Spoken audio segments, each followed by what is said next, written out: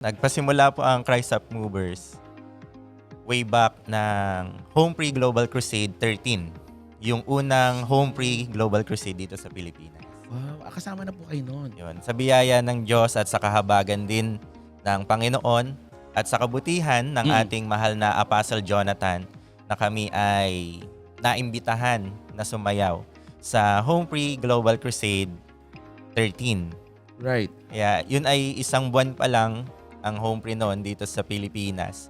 Kaya nung kami ay nagpasimula ang aming mga practices dyan sa Pandakan Local, Okay po. sa bahay nila Brother Aisen, Sister Barbie. I see. Diyan kami nagpasimula. Diyan kami unang nag-e-ensayo. At hindi namin in-expect na tatagal. Right. Kasi iniisip namin noon, isang buwan lang kami magkakasama. Okay. Isang buwan lang yung Rise Up. Then after nung last leg, nung Home Free 13 na yun, talagang nagbabay kami sa isa't isa. Na halos nag-iyakan kami dahil akala namin yun na yung una at huli naming pagsasama sa Home Free Global Crusade. And yun yung pasimula namin at later on, biyaya ng Diyos, 5 taon na po kami sumasayaw sa Home Free Global Crusade. No, nung time na ang Home Free Global Crusade ay ano pa lang, online, yan, nakikita namin, sabi namin. Personally, nakita ko yung mga dancer. Unang-una nga yung Saved by Grace. Sabi Sister namin. Mira, yeah. Sila Sister Miracle Ferriol. And natuwa ako kasi sabi ko, ala, may mga dancer na. Yes. Ang dami na namang lumalabas nun. Simula nung nagpasimula ang Saved by Grace, naglabasan din yung ibang mga dancer.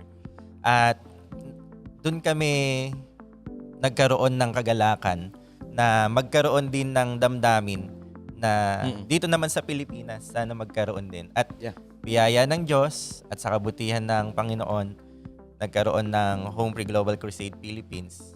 At dahil sa inspiration na ibinigay ng Saved by Grace, ay nagkaroon din kami ng mabigat na damdamin sa ministry ng pagkukrusada at sa ministry ng pagsasayaw. Yung words na aking masasabi ay hindi ko talaga masabi for how grateful I am Praise God. sa ganitong naidagdag na ministry sa pagkukrusada. Dahil ako nung ako ay college student, talagang gustong-gusto kong sumayaw sa stage. And may mga pangarap ako sa buhay na makasayaw sa malaking entablado in the worlds. Pero ayun, dahil nga nagkaroon ng Home Free Global Crusade, yung pangarap ko noon, nakikita ko na ngayon sa gawain ng Diyos. Yeah. Salamat Praise sa the Lord. mahal na Apostle Jonathan na Praise patuloy na sumusuporta rin sa amin ang kanyang mga salita, ang kanyang mga paalala sa amin, ang patuloy na nagpapatibay din sa amin. Unang-una, nagpapasalamat ako ulit sa mahal na Apostle Jonathan dahil sa ganitong pagkakataon at pagkakatiwala na maging head ng dance ministry ng church. Yeah. At nung nakaraang buwan, nag-start na ang dance ministry.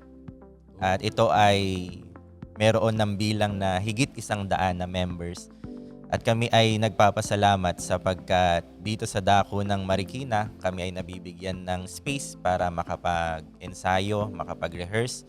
Yes. At ang aming goal ay magkaisa lahat ng mga kabataan, lahat ng may mga talento sa pagsayaw. Kasi noon, parang competition, nagpapagalingan. Nagpapagalingan ng bawat mga lokal, district. But now, we see, nagkakaisa na ang bawat mga lokal.